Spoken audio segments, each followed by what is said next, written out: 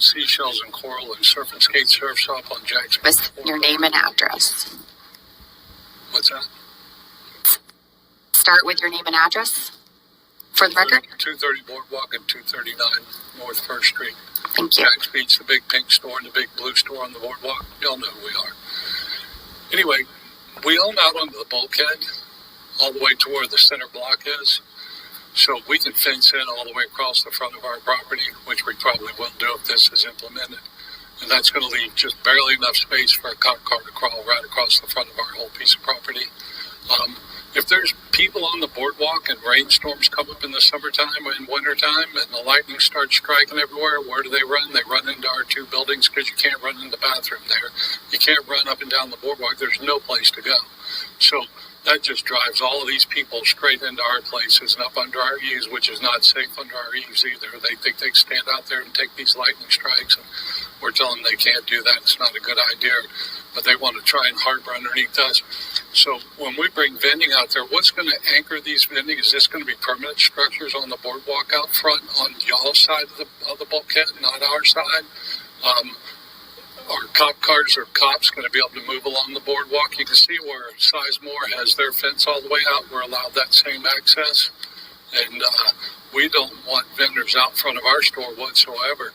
When they have a pop-up, I lose about $10,000 a day for pop-ups. We tolerate them. We know it's part of life. They're out on the lawn out there.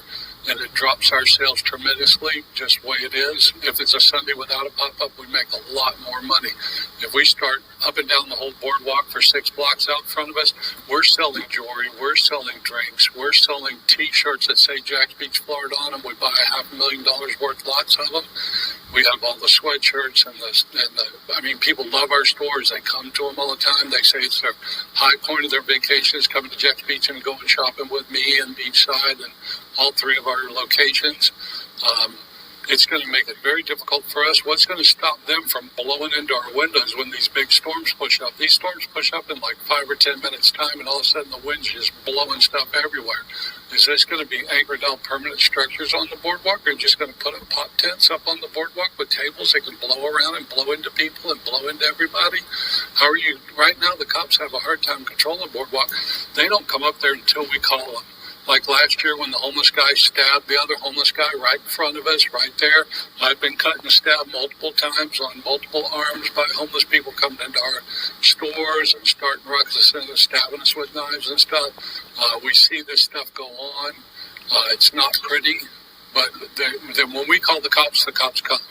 But the cops aren't up there all the time patrolling and watching this, and I understand it's hot. They're wearing the big heavy clothes and the bulletproof vests and stuff. They can't just be walking up in the heat or in the wintertime when it's too cold.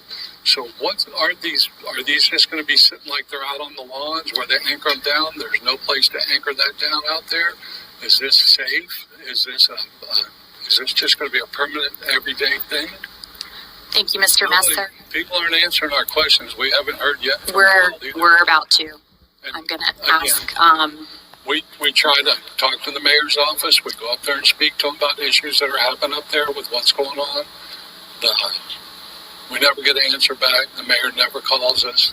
She never comes to speak to us after we say we'd really like to speak to the mayor. I'm sorry, I've not gotten any of those messages. I go to the office right up here and leave those messages over. Mr. Messer, I'm going to go ahead and ask you to sit down. Your 3 minutes has expired.